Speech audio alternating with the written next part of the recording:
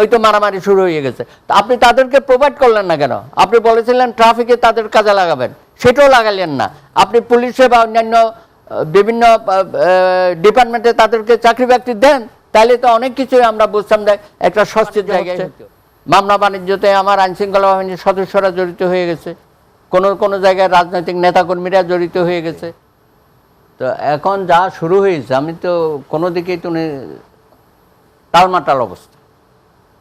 কোনটা ধরবেন, কোনটা করবেন, কোনটা এখন করবেন, কোনটা 2 মাস পরে করবেন, আপনার তো কোনো প্রায়োরিটি আমরা দেখছি না। আপনি আইনশৃঙ্খলা নিয়ে যেগুলো হচ্ছে এগুলো তো গ্রহণযোগ্য না। সেকেন্ড ইনিংসে এগুলো হবে তো আমরা আশা করি নাই।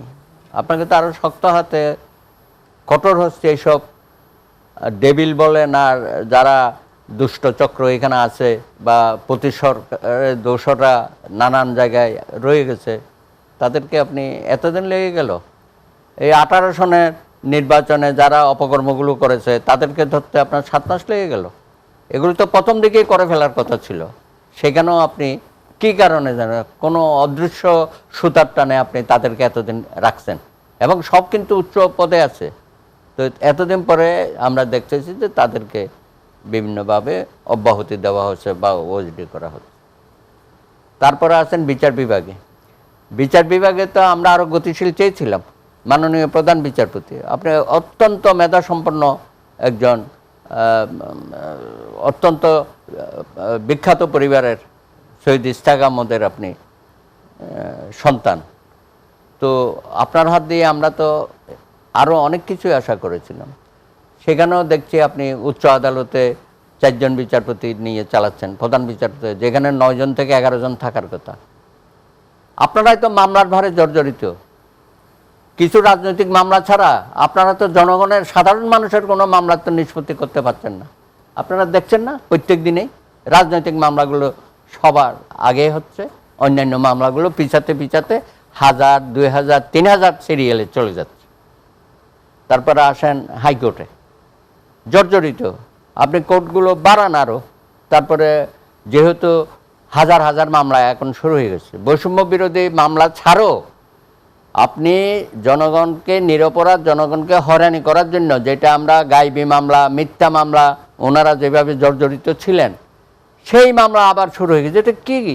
এই অপসংস্কৃতি থেকে তো আমরা বেরিয়ে আসতে চেয়েছিলাম, এবং সেখানে নিয়ে এখন মামলা বাণিজ্য হচ্ছে। মামলা বাণিজ্যতে আমার আইনশৃঙ্খলা বাহিনীর সদস্যরা জড়িত হয়ে গেছে, কোনো জায়গায় রাজনৈতিক নেতাকর্মীরা জড়িত হয়ে গেছে, এবং মামলার মধ্যে যা খুশি নাম দিয়ে দিচ্ছে ব্যক্তিগত আক্রোশে বা এগুলো বাণিজ্য করার জন্য। সেখানে একটা বিশৃঙ্খল অবস্থা।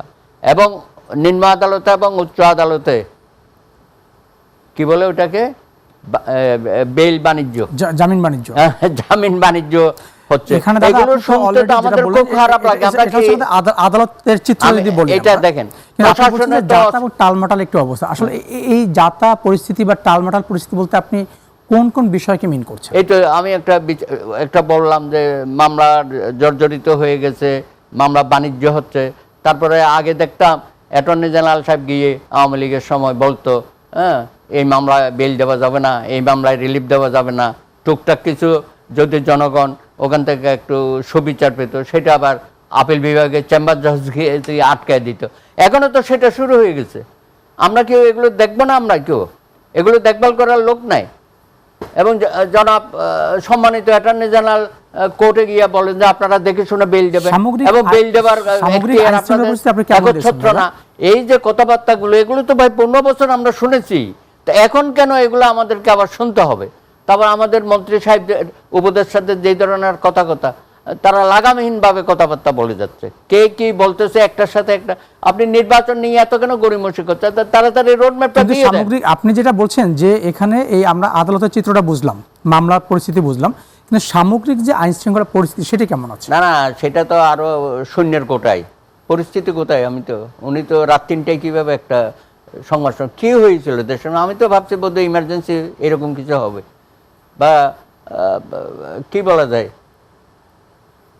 সেনাবাহিনীকে আরো তৎপর। আরে ভাই, ঢাকা শহরে যে যানজটের অবস্থা, আপনার এখানে আসছে ড্রাইভার সাহেব নাকি গেছে 2 ঘন্টা লাগছে, আমারও আসছে 2 ঘন্টা লাগছে। তো 4 ঘন্টা যদি আসা যাওয়া যায়, তো জনগণের স্বস্তি কোথায়? আমরা নিজেরাই তো চলাচল করতে কিন্তু এই পারছি। 7 মাস পরে এসেও যে আইন শৃঙ্খলা পরিস্থিতি হঠাৎ এটা করে তো একটা আইন শৃঙ্খলার বিষয়। হ্যাঁ, এই যানজটগুলো প্রত্যেক দিনের রাস্তা ব্লক করবে বিভিন্ন দাবি দাবা নিয়ে, হ্যাঁ, সব দাবি দাবার দায়িত্ব আপনি নিচ্ছেন কেন? আপনি বললে পারেন না যে এই এই যে সমস্ত বিভিন্ন সময় যে কিছু দাবি দাবা হয়তো আমি চিন্তায় এখন বেড়ে করব। যাচ্ছে, এগুলো কেন বাড়ছে? কিন্তু আপনি রাজনৈতিক সরকারের দায়িত্ব না দেখভাল করার, আপনিই কেন সব দায়িত্ব নিয়ে উৎসাহিত আচ্ছা, করেন? আপনি- এখানেও প্রত্যেক দাদা, স্বৈরাচারের শুনেন। দোষটা আছে। এখানে যেটা এখন সবচেয়ে বেশি গুরুত্বপূর্ণ আলোচনার জন্য বারবারই বলা হচ্ছে যে আইন শৃঙ্খলা পরিস্থিতি খারাপ হচ্ছে।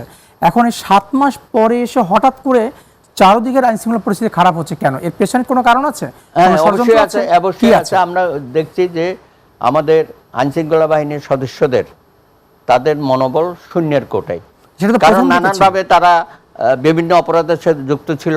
তারা তৎকালীন শেখ হাসিনা সরকারের নির্দেশে সমস্ত কর্মকাণ্ড করছে, অনেক ধরনের অপরাধ তারা করেছে। এখন তাদের অনেকে এখানে রয়ে গেছে এবং সবাইকে তার বাদ দেওয়া যায় নাই।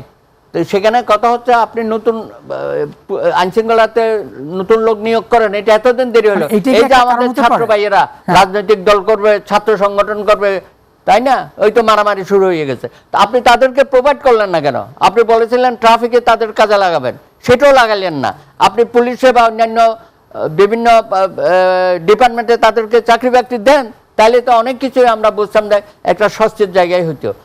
আজকে দেখতে পাচ্ছি যে থানায় গিয়েও আগে যে অবস্থা, মানুষ হয়রানির শিকার হতো, মামলা নিতেও চাইতো না, এখনও নাকি সেসব কর্মকাণ্ড হচ্ছে।